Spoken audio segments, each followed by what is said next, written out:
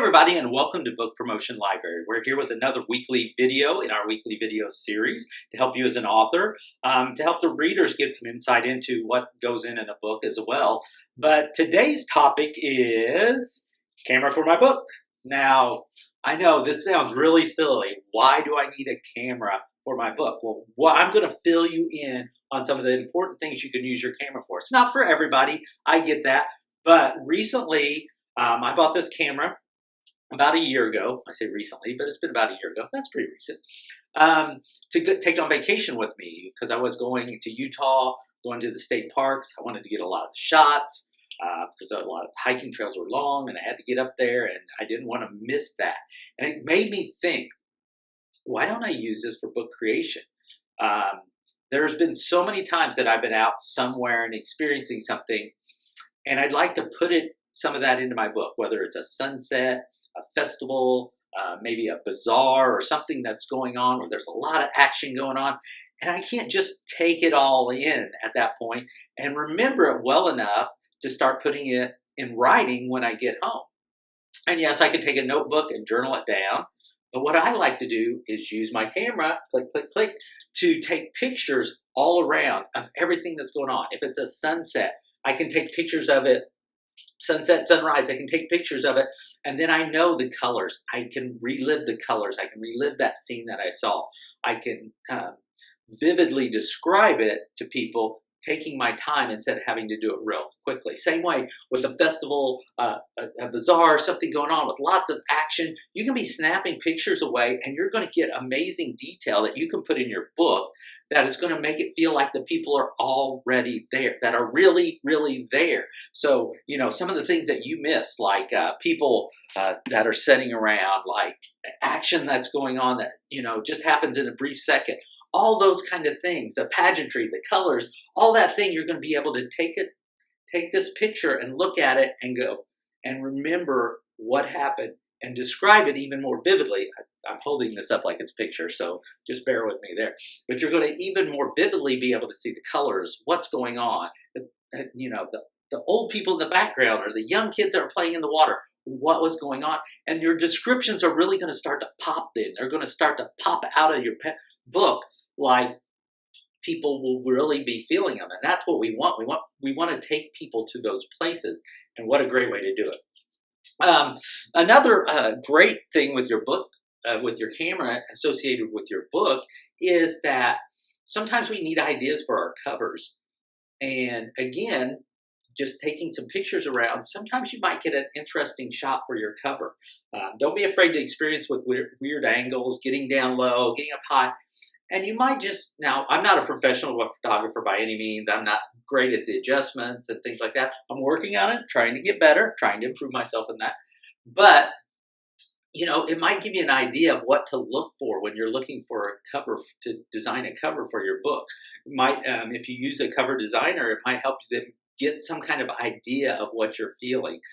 For example, the picture behind me, a friend of mine took that. And it's a great picture. And there's certain aspects of it that you could crop to make a wonderful book cover. If you're making a book about Machu Picchu, that it's unlimited about what kind of sections of this that you could use for that book cover. So think of that too as a book cover. Another important thing for the writers and for the business people that are using our writing as a business tool, is to remember now, if you're going to be using this for your book, it might become a tax write-off. Check with your accountant. I'm not an official accountant, but check with your accountant to see if that maybe you could write off your camera if you're using it for book creation in that way. So it's another good point. Now, let's move away from the creation process. I'm sure there's lots more, and I'd love to hear your guys' ideas on what kind of things that you could think of for creation that you can use with the camera. But the other thing I want to talk about is marketing, which that's my favorite part of book promotion or book creation promotion. I love the marketing. I'm a marketing guy. I love it. And I use my camera to market my book a lot. And I'm going to tell you some ways. A great example is just the other day, I live in Texas. Doesn't snow a lot in Texas, but we got snow the other day. And I went out in the snow, braved the cold, got all wrapped up, and I took my book outside, put it on a pedestal, and was taking pictures of the snow falling down in front of my book. Um, they turned out wonderful. I posted them on the internet, got a lot of response from them. And it was just a great marketing tool. It's just, hey, it's cold. My books are about relationships. So I was like, it's cold outside, but let's make it hot inside. That kind of mentality is what I was shooting for, and it got a lot of reaction and a lot of appeal. So think of how you can take pictures of your book, and not only just for strictly marketing, like a marketing image or anything like that, but also if you have your camera and you're out with your book. Say you run into somebody famous or a celebrity of some sort, and you could just, hey, would you hold my book? Let me take a picture. What a great image for your social media and for all your events going on is like, so and so is holding my book. I got a picture of so and so in my book. I got a picture of me and my book and so and so. So don't be afraid to do that.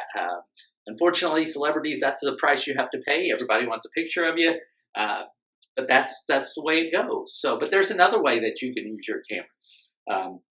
I like sometimes to do little fun things where I treat my book as a person. So that I'll go out and take pictures of my book, doing things like people would do. For example, maybe sitting in a beach chair. My book's at the beach.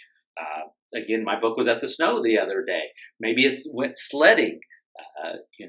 Those type of things. Maybe it's at that festival I talked about earlier, and you could set your book up somewhere, take a picture like your book was at the festival. Those type of things. It all goes back to this camera.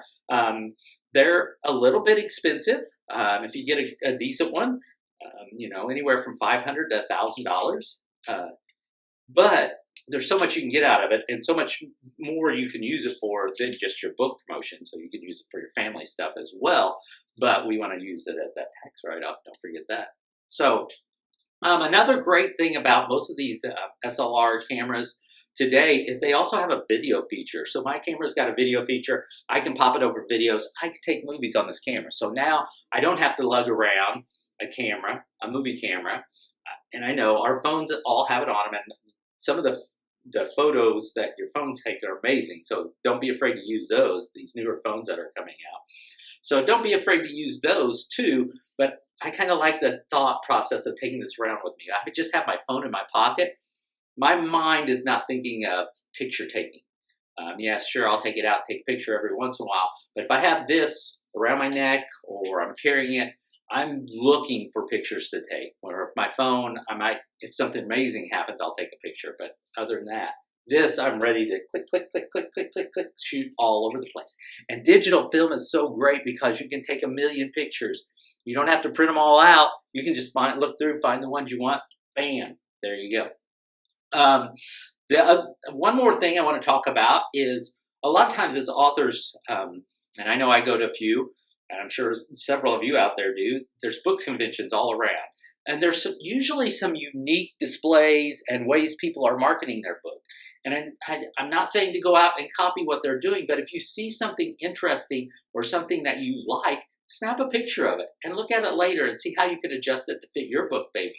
But that's great if you go to conventions, or again, just to remember, you see some books you like and that you're wanting to pick up later, and maybe it's associated with your topic and you want to see what they're doing. Now take a picture of the cover and go get the book later. Always, if you can, always purchase the book there from the retailer. That's a great way, the author or the publisher or whoever. For one, you can actually talk to them, but for two, it's just good business to purchase it if you can while you're there. But if not, take pictures of everything. Take pictures of other authors. It's great to get a group of authors together and take pictures, and then all of a sudden, share that post. But the camera can be an amazing tool for book authors, book promoters, book people. It's a great way, it's a great tool to capture things and to use them later on. Because again, we can't remember everything. And a visual image a lot of times will spark those memories as they come back. So I'd love to hear more about maybe how you use a camera in your book promotion, creation, those type of things. I'd love to, because I'm always an open book to hear any interesting ways that people are doing things. So make sure to use the email address above if you have any of those. And we will be back again next week with another tip for you, and I'm going to go take some pictures. Click, click, click. I'm going to take a picture of you guys right now. See ya.